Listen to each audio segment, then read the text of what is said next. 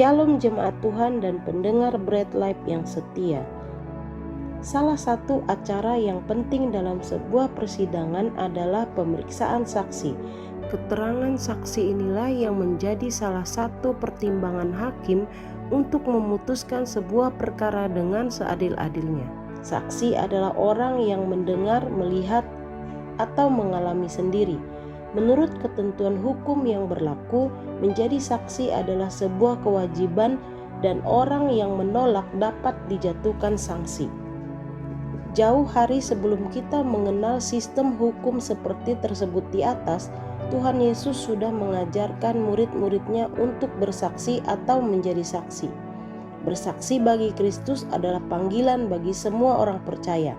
Kapanpun dan dimanapun anak-anak Tuhan harus menjadi saksi bagaimana Tuhan sudah membawa kita kepada pengenalan akan Dia dan mengalami pertobatan. Murid-murid Kristus pada awalnya juga tidak berani bersaksi.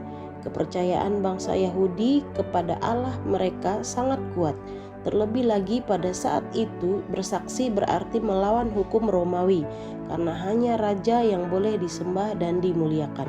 Sehingga banyak murid Tuhan dikejar, disiksa, bahkan dibunuh karena kesaksian mereka.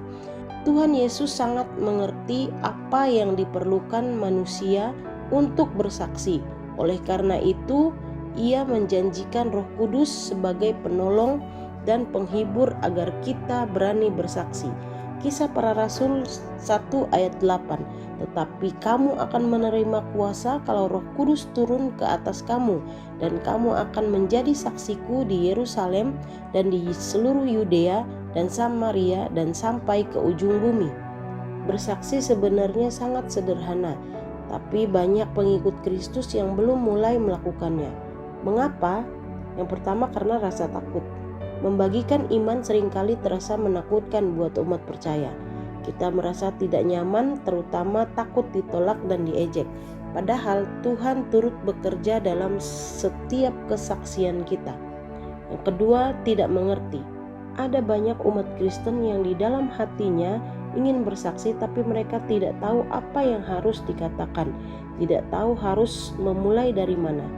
Yang sebenarnya kita hanya menceritakan kembali kasih dan kuasa Tuhan yang kita alami. Yang ketiga, tidak peduli. Banyak juga yang tidak peduli dengan keselamatan orang yang terhilang. Mereka percaya dan sudah mengalami kasih Kristus, tetapi dengan alasan apapun tidak mau peduli. Seharusnya kita ikut membagikan kasih Kristus dengan bersaksi. Bersaksi bagi Kristus sebenarnya sederhana dan mudah kita lakukan, antara lain: 1. Menceritakan bagaimana Tuhan telah bekerja dalam diri kita sehingga kita mengenal dan percaya Tuhan Yesus serta menerima keselamatan. Berita tentang keselamatan yang telah kita terima dari Yesus Kristus inilah yang penting untuk diceritakan kepada semua orang, khususnya mereka yang belum mengenal dan menerima keselamatan. Tujuannya ialah agar banyak orang yang percaya dan diselamatkan oleh Kristus. 2. Menyaksikan perubahan hidup yang kita alami karena kuasa Roh Kudus. Orang akan melihat bagaimana hidup kita mengalami perubahan yang lebih baik sehingga dapat menjadi contoh dan teladan dalam berbagai perilaku. 3. Memberitahukan kepada orang-orang yang kita kenal tentang firman Tuhan yang telah kita alami dalam kehidupan sehari-hari, yang telah menguatkan dan membangkitkan kembali semangat kita pada saat-saat sulit. Jemaat Tuhan dan pendengar Bread Life yang setia, bersaksi memang membutuhkan keberanian, ketekunan, dan kesabaran. Rasul Paulus tidak menyerah ketika bersaksi di Efesus. Meskipun pada awalnya banyak yang menolak kesaksiannya, bahkan juga mengalami penganiayaan, tetapi Paulus tetap bersaksi, dan setelah 2 tahun Alkitab mencatat semua penduduk Asia mendengar firman Tuhan, baik orang Yahudi maupun orang Yunani. Kisah Para Rasul 19 ayat 10. Ayo mulai belajar bersaksi dengan menceritakan kebaikan, pertolongan, dan keselamatan Tuhan Yesus dalam kehidupan kita. Jangan takut, jangan malu, jangan berkecil hati. Roh Kudus yang akan memampukan kita untuk memenangkan jiwa-jiwa dan membawa hormat kemuliaan bagi nama Tuhan.